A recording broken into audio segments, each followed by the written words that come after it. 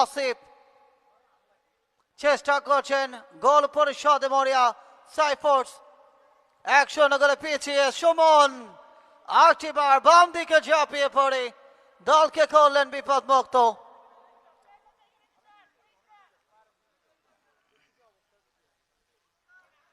আসিফ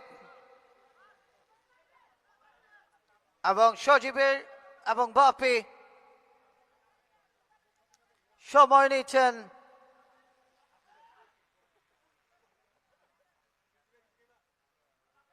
ফুটবলারদের পজিশন